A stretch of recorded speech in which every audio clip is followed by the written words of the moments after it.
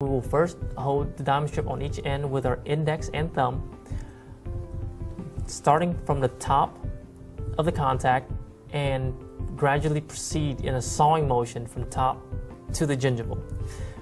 Once that one side has a nice, good, open, smooth motion contact, we will then flip the diamond strip and proceed with the next side. Now, once it's all cleared and feels a good, comfortable amount of motion, then slide the 0.1 millimeter gauge and measure to see if the amount of IPR was done correctly. Do not force the IPR gauge in that contact because you can always move teeth easily if you force an IPR gauge in. 0.2 millimeters of IPR. We would need a single-sided diamond disc and a 0.2 millimeter IPR gauge. We would make sure the lips and tongue are all pulled back, IPR from top, from the incisal to the gingival. And when we're done with the IPR, we can always check to make sure the contact is complete by pushing onto the gums to blanch the gums. We will then check it with floss to make sure that the contact is fully open, then measure it with the IPR gauge of 0.2 millimeters.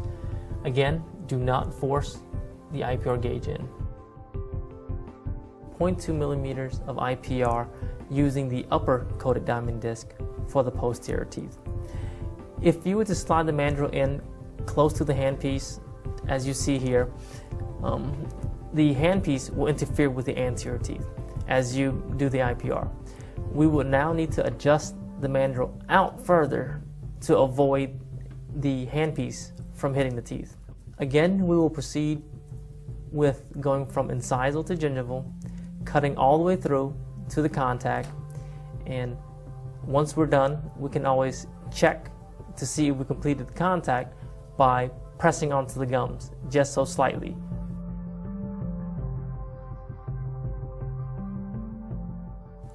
Once we're done with the diamond disc, we would proceed with checking the contact with floss to make sure there's complete open contact.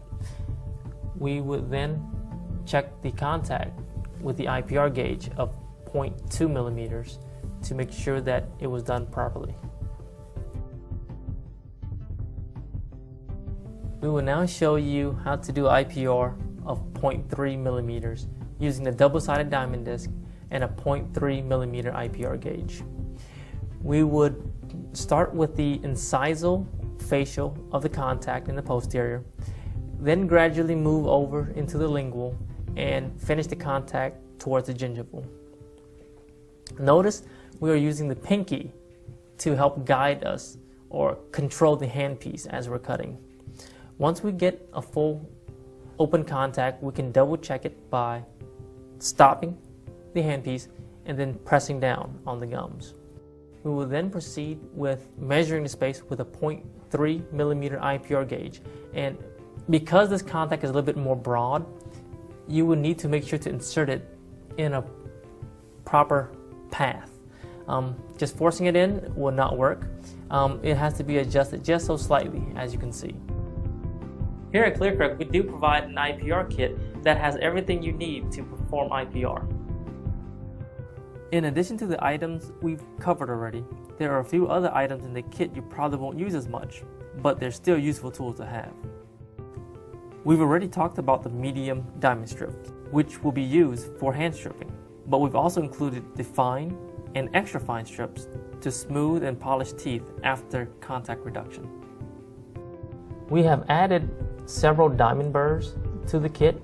There is mosquito burrs and needle burrs. Both of those can be used for recontouring and even some IPR. We don't recommend using them for the actual contact reduction because of the uncontrolled amount of space that it creates, but it is great for reshaping the tooth after the contacts have been flattened by the diamond disc.